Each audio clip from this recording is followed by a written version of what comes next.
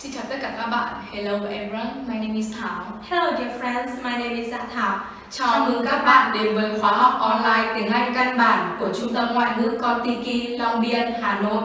Các bạn và các em học sinh thân mến, trong phần 1 của bài học về trạng từ, chúng ta đã biết được trạng từ là từ loại dùng để bổ nghĩa cho hoặc cho biết thêm thông tin về các thành phần của câu như động từ, tính từ hay trạng từ vân vân.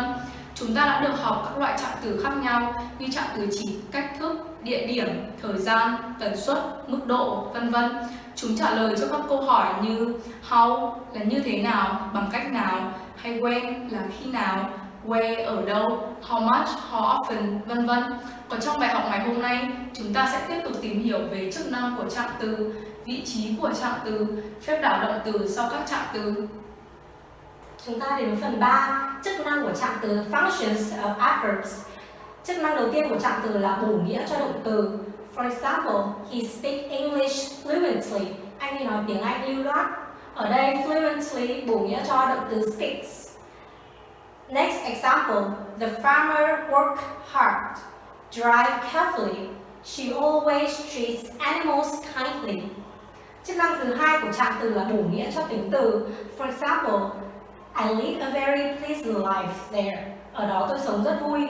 Ở đây từ very bổ nghĩa cho tính từ pleasant. The meaning of this passage is abundantly clear. That sign is hardly visible. Tiếp theo, chức năng thứ ba là bổ nghĩa cho trạng từ khác. For example, she acts too badly. Cô ấy diễn quá dở. Ở đây too bổ nghĩa cho trạng từ badly. The sun came out quite suddenly. Or I know that he can write more clearly. Chức năng thứ tư là bổ nghĩa cho cụm giới từ. For example, his remarks were not quite to the point. Những nhận xét của anh ta không đúng ngay vào vấn đề. Ở đây quite bổ nghĩa cho cụm giới từ to the point. She is standing very near the door. 5. Chức năng cuối cùng của trạng từ là bổ nghĩa cho cả câu. For example, luckily, he passed the final exam. May mắn thay, anh ấy đã đậu kỳ thi cuối khóa. Ở đây, luckily bổ nghĩa cho cả câu. He passed the final exam. Unfortunately, Friday will be cloudy. Tiếp theo là phần 4, vị trí của trạng từ positions of adverbs. Trạng từ có thể đứng ở 3 vị trí trong câu. Vị trí số 1, vị trí đầu câu, front positions. Các trạng từ nghi vấn when, where, why, how và trạng từ dùng để kết nối however, then, next, besides, anyways, vân vân thường đứng ở vị trí đầu câu. For example, where do you live? Bạn sống ở đâu? I work until 5 o'clock. Then I went home. Tôi làm việc đến 5 giờ, sau đó tôi về nhà. Trạng từ hoặc phụ trạng từ chỉ thời gian cũng có thể đứng ở đầu câu để nhấn mạnh. For example, yesterday morning, something very strange happened. Sáng hôm qua một điều rất lạ đã xảy ra. Trường hợp thứ hai là trạng từ đứng ở vị trí giữa câu, mid position. Một số các trạng từ như trạng từ chỉ tần suất, trạng từ chỉ mức độ, trạng từ chỉ cách thức có thể đứng ở vị trí giữa câu. Trong đó, đối với các trạng từ chỉ tần suất và trạng từ chỉ mức độ thì thường đứng ở vị trí giữa câu. Và điều này có nghĩa là A trong trường hợp đầu tiên, nếu trong câu không có động từ to be hoặc trợ động từ mà chỉ có động từ thường thì trạng từ sẽ đứng trước động từ thường. Các động từ thường cũng có go, come, see, hear, vân vân. For example, we usually go to Scotland in August. Chúng tôi thường đi Scotland vào tháng 8. Ở đây usually là một trạng từ chỉ tần suất đứng trước từ go và một động từ. The ship slowly sailed away. Con tàu chậm chậm ra khơi. Đây slowly là trạng từ chỉ cách thức, đứng trước động từ là sail. She never tells a lie. The manager briefly discussed the new assignment. The plumber diligently repaired the water tank. Trường hợp thứ hai, nếu trong câu có động từ to be hoặc trợ động từ thì trạng từ sẽ đứng sau các động từ to be và các trợ động từ auxiliary verbs like do, can, will, must, have, vân vân. Hoặc giữa trợ động từ và động từ chính. For example, I have just seen him. Tôi vừa mới trông thấy nó. We don't often go out in the evening. Chúng tôi thường không đi chơi vào buổi tối. She has never written to me. Cô ấy chưa bao giờ viết thư cho tôi. Và it's always a pleasure to see you. Trường hợp cuối cùng, khi có hai hoặc hơn hai trợ động từ, trạng từ thường đứng sau trợ động từ đầu tiên. Like, the pictures have definitely been stolen. Rõ ràng các bức tranh đã bị lấy cắp. She would never have been promoted if she hadn't changed jobs. Cô ấy sẽ chẳng bao giờ được thăng chức nếu như không thay đổi việc làm. Trạng từ chỉ cách thức hoặc chỉ sự hoàn tất khi ở vị trí giữa câu thường đứng sau tất cả các trợ động từ. Like, the problem has been carefully studied. Vấn đề đã được nghiên cứu kỹ. Và cuối cùng chúng ta có một lưu ý. Khi muốn nhấn mạnh động từ to be hoặc trợ động từ thì trạng từ thường đứng trước. Like, I really am sorry. Tôi thực sự lấy làm tiếc. He probably has arrived by now. Giờ này chắc là anh ta đã đến rồi. I always don't like her. Tôi luôn không thích cô ta. Và trạng từ không đứng giữa động từ và tân ngữ. Like, she speaks English well. Cô ấy nói tiếng Anh rất giỏi. Và chúng ta sẽ không nói là she speaks well English. Một ví dụ nữa, he explained his case clearly. Ở trường hợp cuối cùng, phần 3, trạng từ đứng ở vị trí cuối câu, in position. Trạng từ chỉ cách thức, thời gian và nơi trốn, thường đứng ở vị trí cuối câu. For example, Tom ate his breakfast quickly. Tom ăn nhanh bữa điểm tâm của anh ta. Ở đây, quickly là trạng từ chỉ cách thức đứng ở vị trí cuối câu. Did you have a nice time in New York? Anh ở New York có vui không? Ở đây, in New York là trạng từ chỉ nơi trốn và đứng ở cuối câu. The old man walked slowly. The child was sweeping bitterly.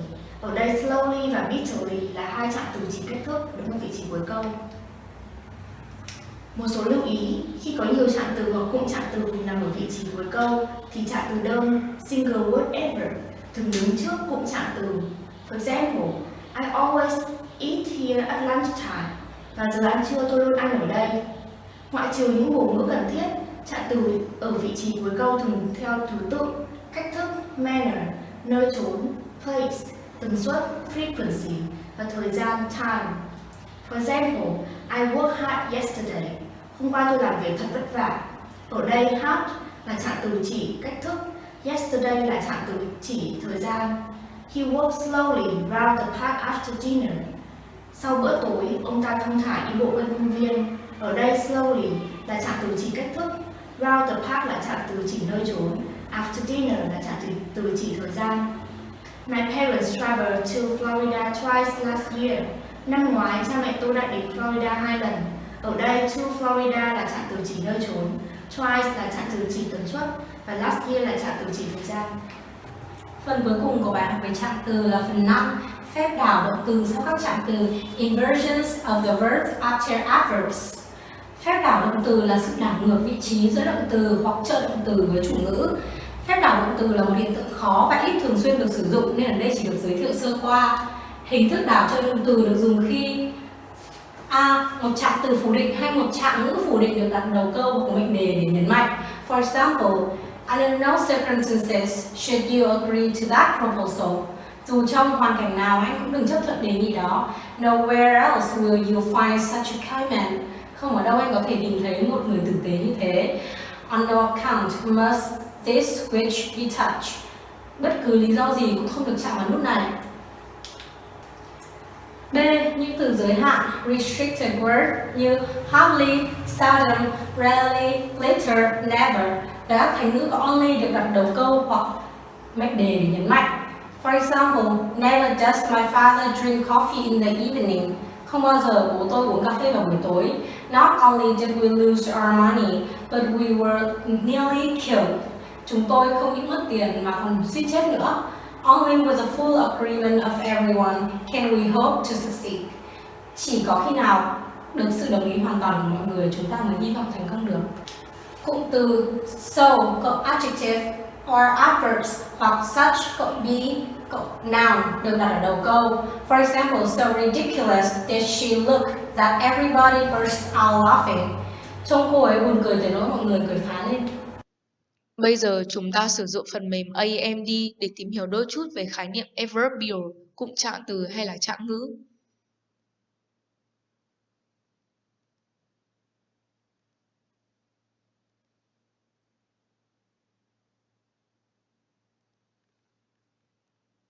Adverbial. In grammar, an adverbial is a word, an adverb, or groups of words, an adverbial phrase, or an adverbial clause, which modifies or tells something about the sentence or the verb. Look at these examples below. Danny speaks fluently. Tell us more about the verb. Adverbials operate at sentence level as sentence elements, as in the example below. Laura ate breakfast yesterday morning. Subject plus verb plus object plus adverbial. The form of adverbials.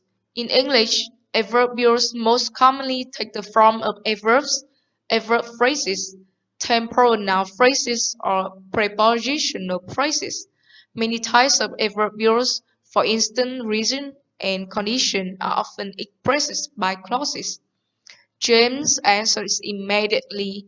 Immediately is adverb. James answers in English. In English is the prepositional phrase. James answers this morning. This morning is the noun phrase.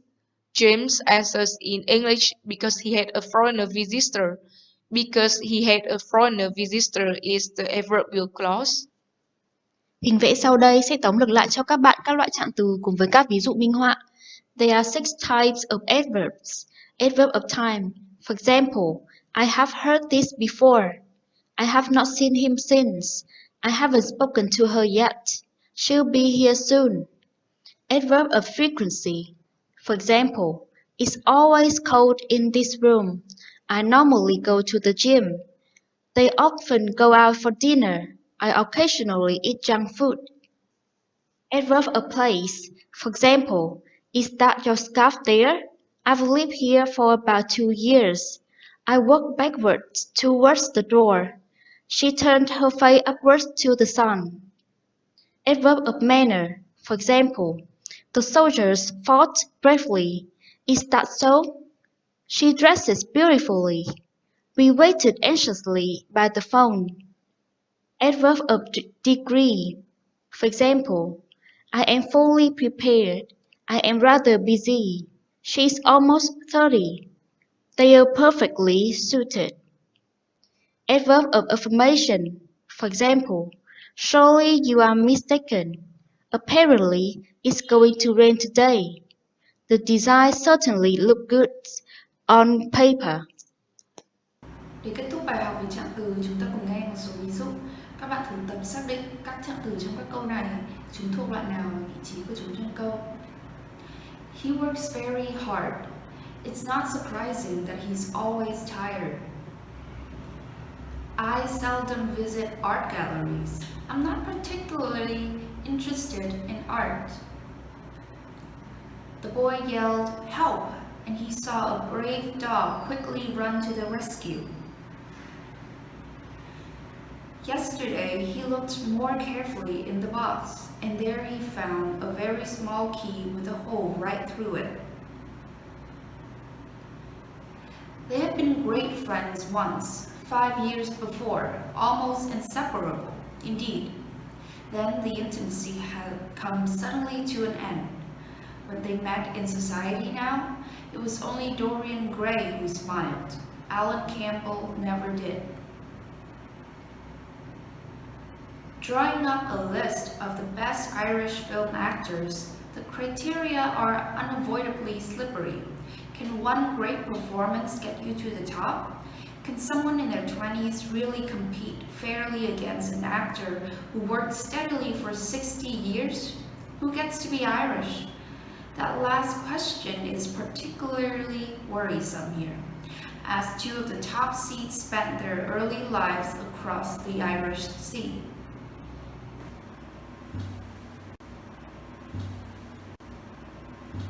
Dorian, what an extraordinary piece of luck. I have been waiting for you in your library ever since 9 o'clock. Finally, I took pity on your tired servant and told him to go to bed as he let me out. I am off to Paris by the midnight train, and I particularly wanted to see you before I left. I thought it was you, or rather your fur coat, as you passed me, but I wasn't quite sure. Did you recognize me? In this fog, my dear Basil, Why, I can't even recognize Governor Square. I believe my house is somewhere about here, but I don't feel at all certain about it. I'm sorry you are going away, as you have not seen you for ages. But I suppose you will be back soon? No, I'm going to be out of England for 6 months. I intend to take a studio in Paris and shut myself up till I've finished a great picture I have in my head. However, it wasn't about myself I wanted to talk. Here we are at your door.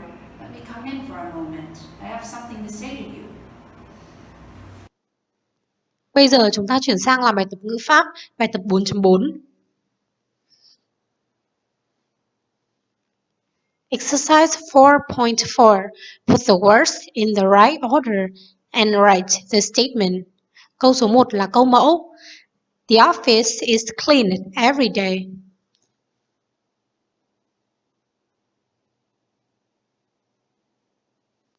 Câu số 2 có thể diễn đạt theo hai cách. We certainly can't afford a new car. Certainly, we can't afford a new car.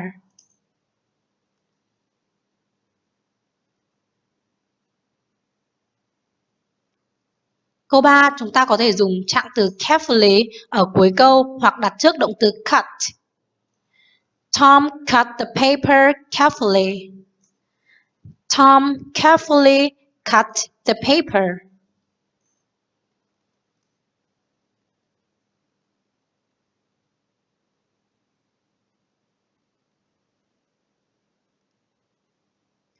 Câu 4, trạng từ far đặt ở cuối câu.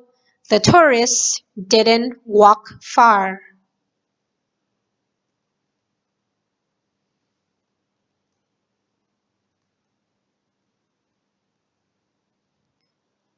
Câu 5, cụm trạng từ chỉ địa điểm in the same house để trước cụm trạng từ chỉ thời gian for a long time. They have lived in the same house for a long time.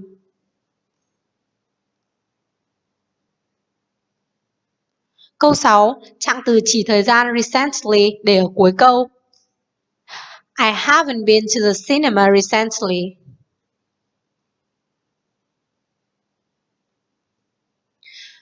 Câu 7 cũng thế, cụm trạng từ every day chỉ tần suất để ở cuối câu.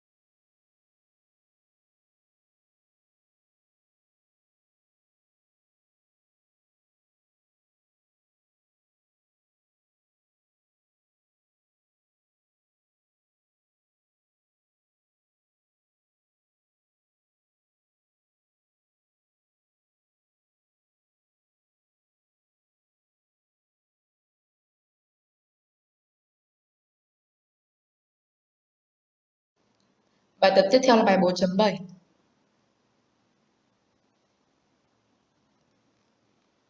Complete a sentence using a word from the list. Sometimes you need the adjective and sometimes the adverb.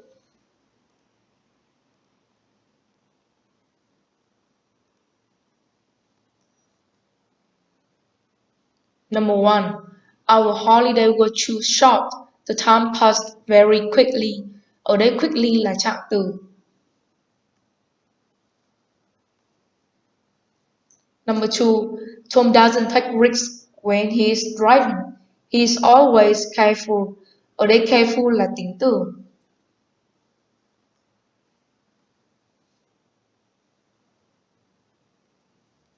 Number 3. She works continuously. She never seems to stop.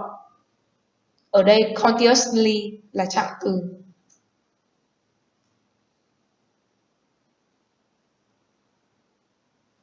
Number 4. Alex and Stan are very happily married. Ở đây happily là trạng từ.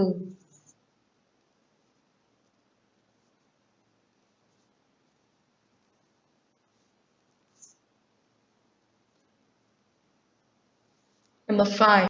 Monica's English is very fluent, although she makes quite a lot of mistakes. Ở đây fluent là tính từ.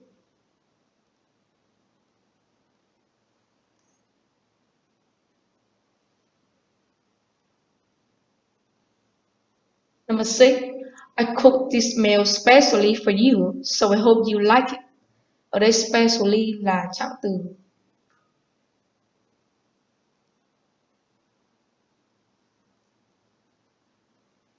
Number 7. Everything was very quiet. There was complete silence. Ở đây complete là tính từ.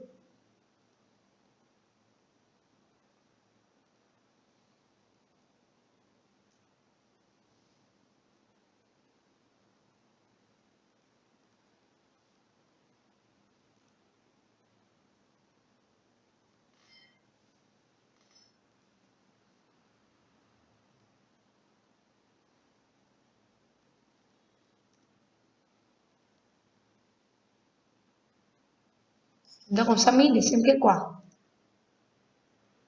Thu Nga đúng tất cả 10 câu. Bài tiếp theo là bài 4.8.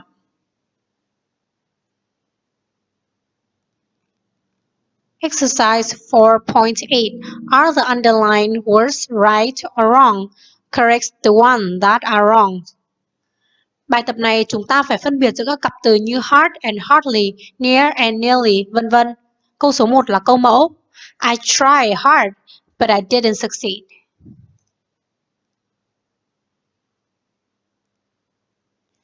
Number 2, wrong.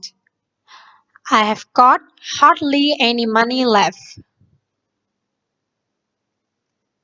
Number 3, wrong. Luckily, I found a phone box quite near. Number 4, right. Don't walk so fast. I can't keep up with you. Number 5, wrong. Natasha plays the violin very well. Number 6, right. How are you? Are you well? Number 7, why are you walking so slowly? Number 8, right. Have been very busy lately. Number 9, wrong. We played really badly in our tennis match. Number 10, wrong. They got into the concert free. Vậy là chúng ta đúng 9 trên 14 câu. Bài tập tiếp theo là bài 4.9.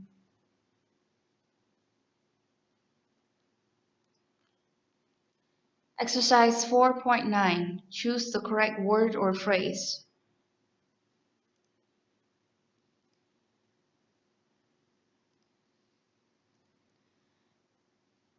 Number 1. I'm getting quite hungry. Number 2, we could walk freely around the aircraft.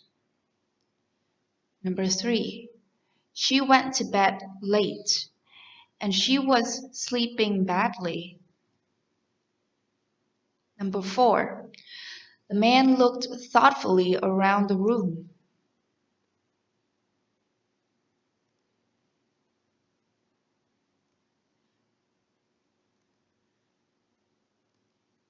Number 5, the young man with dark hair is my sister's boyfriend. Number 6, I'm sure you could win the match if you tried hard.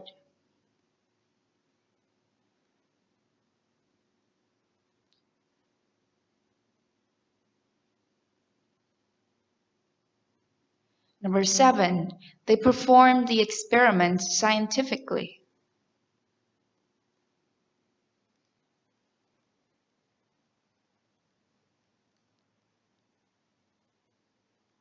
Number 8, Mom called and said she'd be home soon.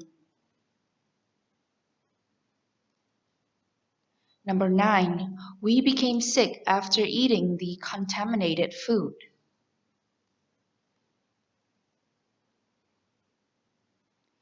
Number 10, I think Egypt is a fascinating country. Chúng ta đã đúng 10 trên 30 câu.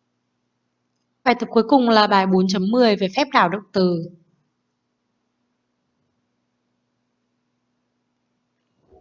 Exercise 4.10. Write the second sentence so that it has the same meaning to the first.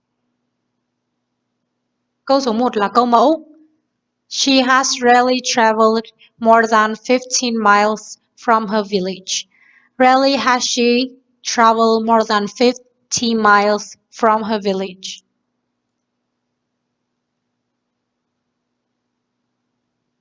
Câu số 2. He only thought about having a holiday abroad after he retired. Not until he retired did he think about having a holiday abroad.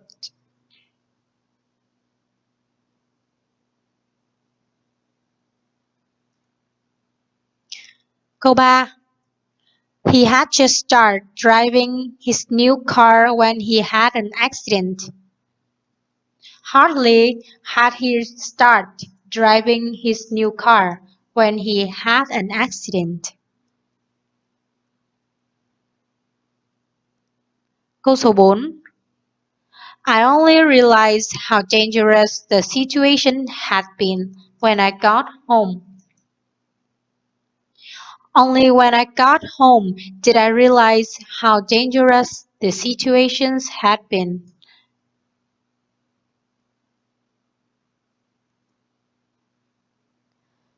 Câu số 5. He no longer plays in an orchestra. No longer does he play in an orchestra.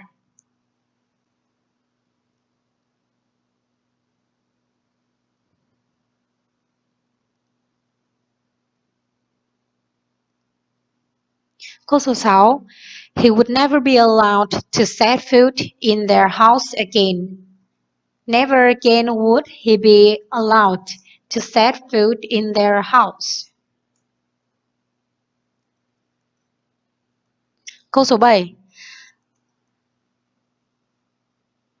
The designs are seldom reproduced exactly as illustrated. Seldom are the designs reproduced exactly as illustrated.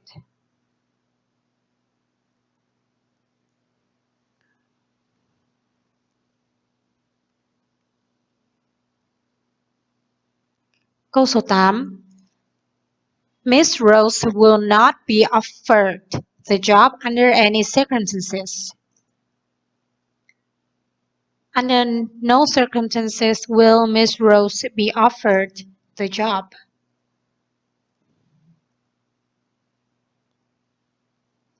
Câu 9. I've never heard such nonsense in all my life.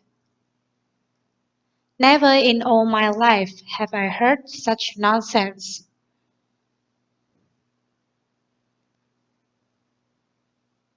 Câu số 10. We had only just walked in the door when the phone rang. No sooner had we walked in the door than the phone rang.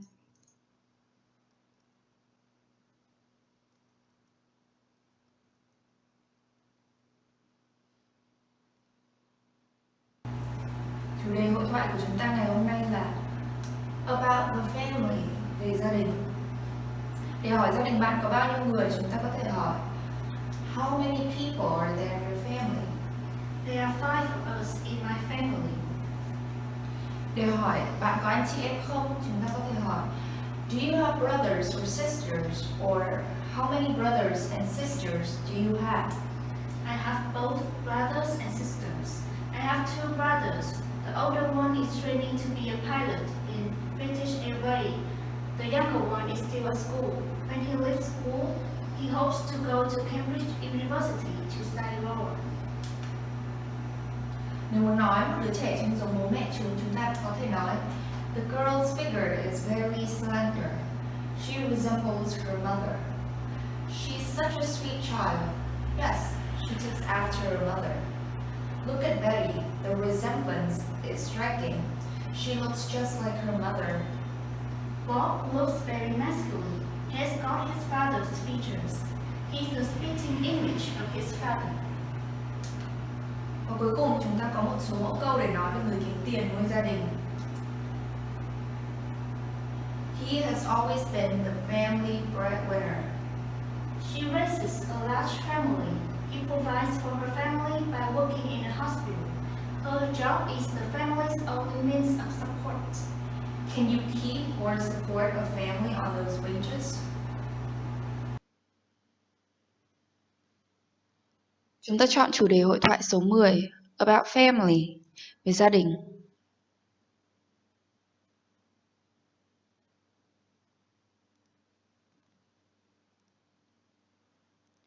How many people are there in your family? There are 5. Who are they? They are my parents, my brother, my sister, and me.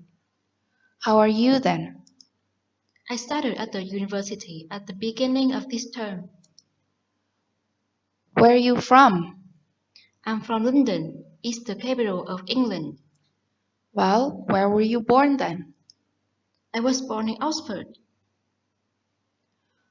Where does your father work? My father works at the West Company. What position does your father hold? My father is in charge of the sales department.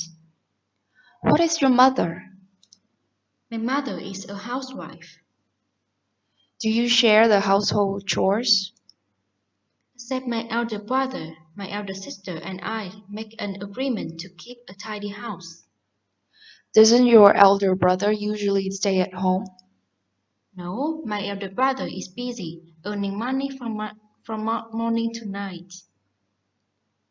Do you enjoy being with your family?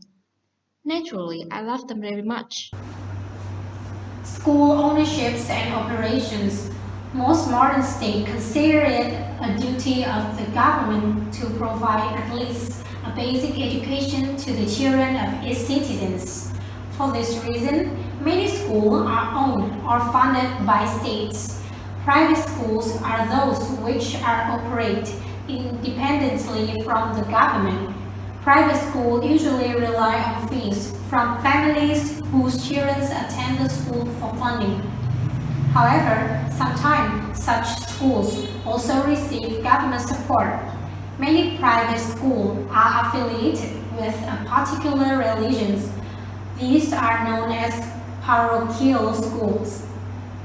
In the United Kingdom, most schools are publicly funded and known as state school or maintained school in which tuition is provided free.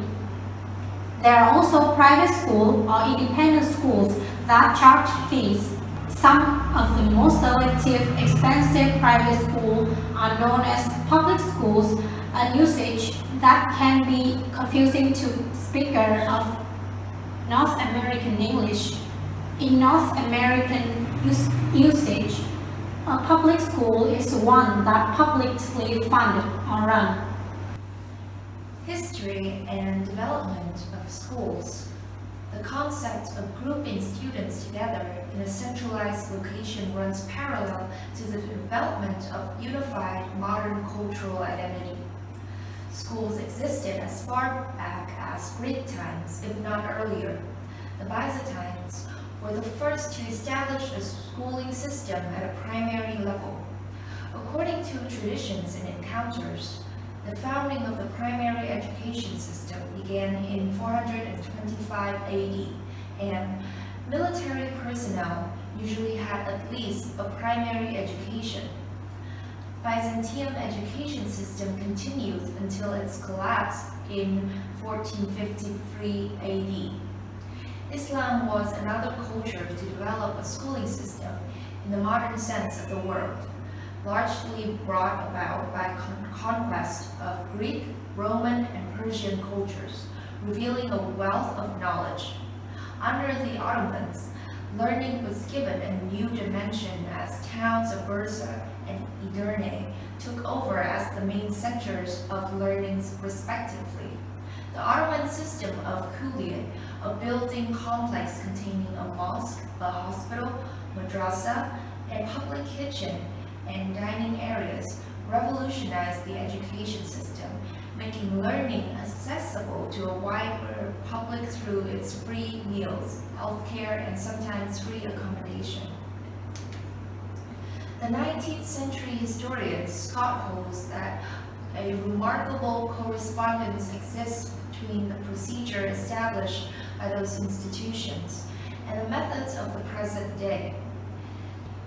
They had their collegiate courses, their prizes for proficiency in scholarship, their oratorical and poetical contests, their commencements, and their degrees. In the Department of Medicine, a severe and prolonged examination conducted by the most eminent physicians of the capital was exacted of all candidates desirous of practicing their profession, and such as were unable to stand the test were formally pronounced incompetent. In Europe during the Middle Ages and much of the early modern period, the main purpose of schools, as opposed to universities, was to learn the Latin language. This led to the term grammar school, which in the United States is usually informally to refer to a primary school. The United Kingdom means a school that selects entrants on their ability or aptitude. Following this, the school curriculum has gradually broadened to include literacy in the vernacular language, as well as technical, artistic, scientific, and practical subjects.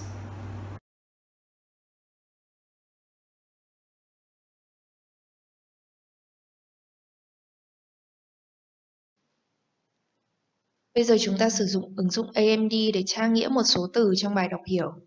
Từ đầu tiên là từ tuition.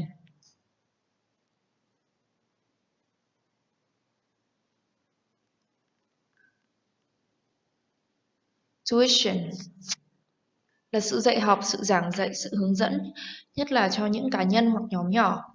Private tuition là sự dạy tư, postal tuition là sự giảng dạy bằng thư.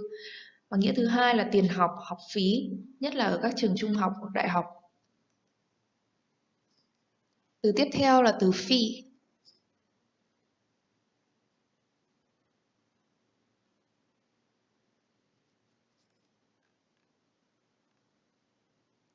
Fee là tiền thù lao, số tiền trả cho sự tư vấn hoặc dịch vụ nghề nghiệp, chẳng hạn như cho giáo viên tư, bác sĩ tư.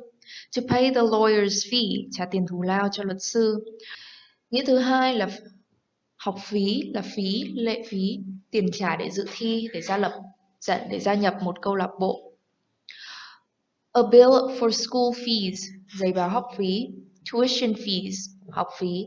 A license fee, phí khai thác giấy phép. Là gia sản thừa kế, di sản. Từ tiếp theo là từ own.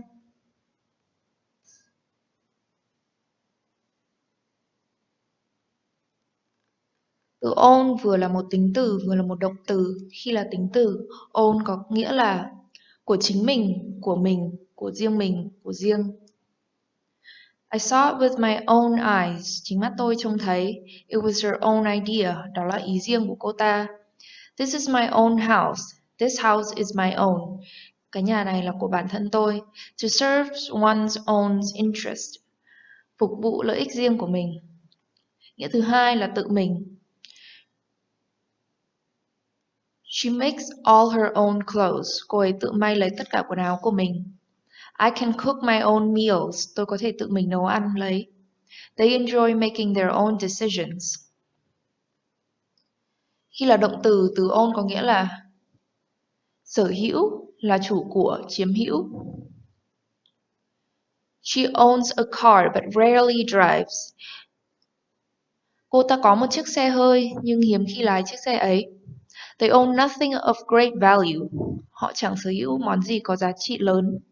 The house is mine. I own it. Nhà này là nhà của tôi là chủ của nó. Nghĩa thứ hai là nhận, thừa nhận, thú nhận, công nhận. He owns his deficiencies. Anh ta nhận lấy những thiếu sót của anh ta. To own to having done something. Thú nhận là đã làm việc gì. He owns to having told a lie. Anh ta thú nhận rằng mình đã nói dối. Own còn có một số các idiom như on one's own.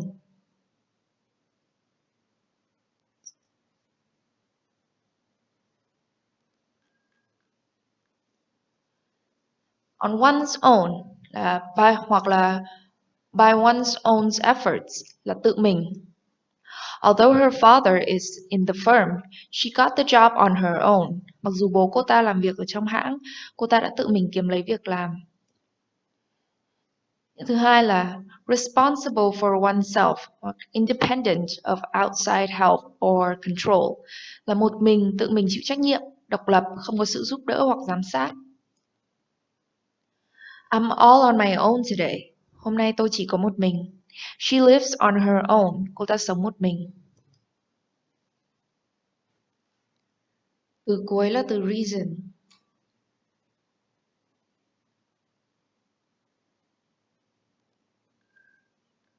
Trong trường hợp là danh từ, reason có các nghĩa như sau. Là lý do, lẽ, cớ, nguyên nhân, nguyên do, nguyên cớ, duyên do hoặc lý lẽ. The reason for my absence. Lý do tôi vắng mặt.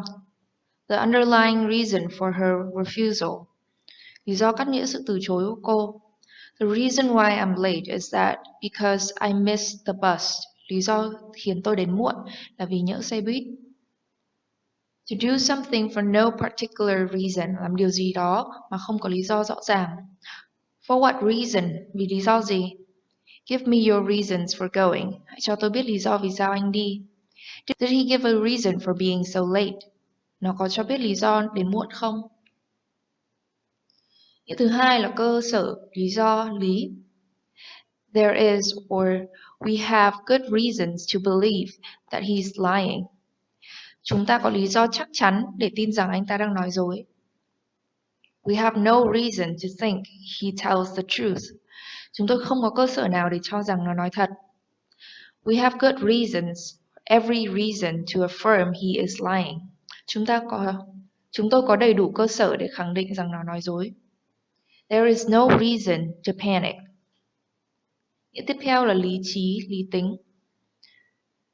Only man has reasons. Chỉ con người mới có lý trí. Reason distinguishes man from other animals. Con người khác, những động vật khác ở chỗ có lý trí. A conflict between emotion and reason. Nghĩa tiếp theo là sự tỉnh táo, minh mẫn, sự lành mạnh về tinh thần. To lose one's reason. Mất trí. He has lost his reasons. Bằng nghĩa với câu he became insane. Reason còn có nghĩa là lẽ phải, lý. To see, listen to, hear, be open to reason. Là thấy, nghe theo, nghe, sẵn sàng chấp nhận lẽ phải.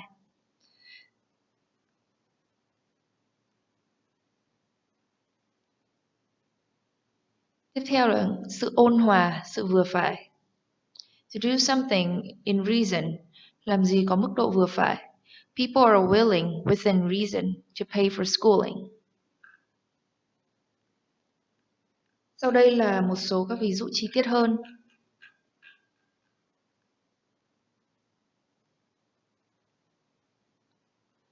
For private, personal reasons, vì lý do riêng tư. Are you refusing to sign for reasons of principle or personal reasons? Vì giữ nguyên tắc mà ông không chịu ký hay vì lý do riêng tư? Absent for health reasons, vắng mặt vì lý do sức khỏe. To take early retirement for reasons of ill health, hưu non vì lý do sức khỏe.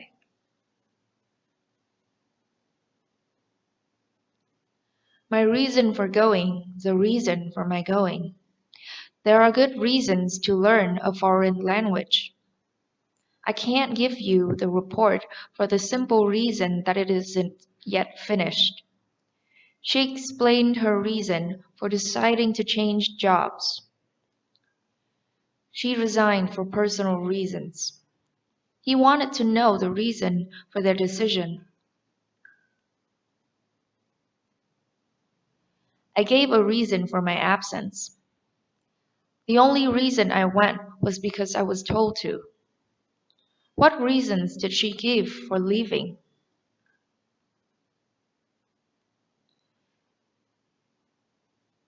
To have adequate, sufficient reason for doing something là có lý do thích đáng và đầy đủ để làm gì. I had sufficient, adequate, enough reason to leave. She complained with reason that she had been underpaid. Cô ta kêu ca có lý, đúng, rằng cô ta bị trả lương thấp. There is reason to believe that the accused did not commit this crime. They had reason to believe there could be trouble. We have reason to celebrate.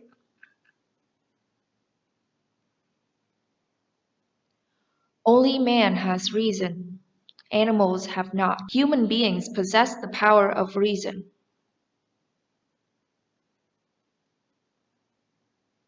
I can't get him to listen to the voice of reason. I can't get him to see reason. He is not open to reason. He is not listening to logical or sensible thinking. He tried again to get her to see reason. The company's top executives had refused to listen to reasons. Cuối cùng là một số idiom của reason.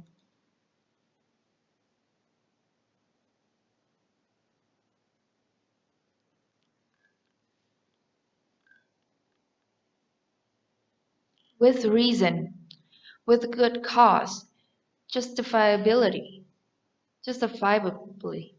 có lý do chính đáng, có lý, đúng. She complained with reasons that she had been underpaid. Cô ta kêu ca có lý đúng, rằng cô ta bị trả lương thấp. She decided with reason to find somewhere else to live.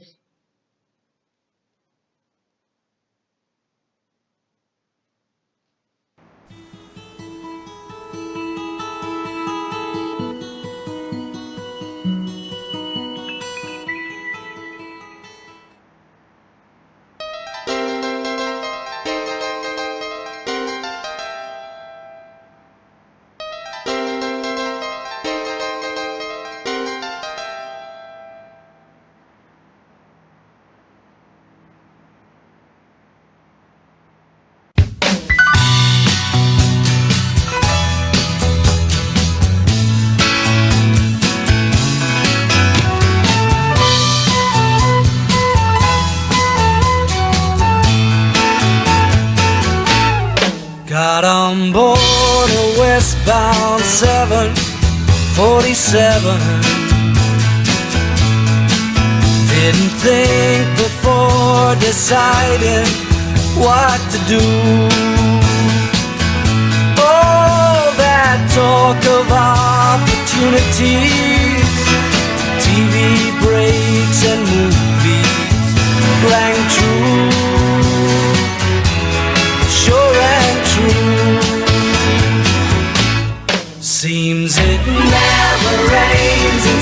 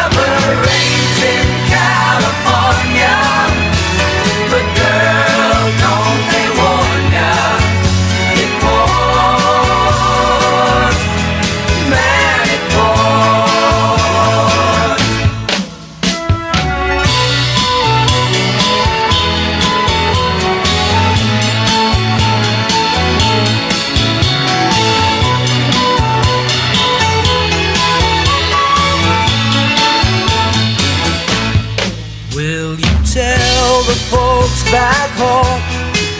I nearly made it at our first bar.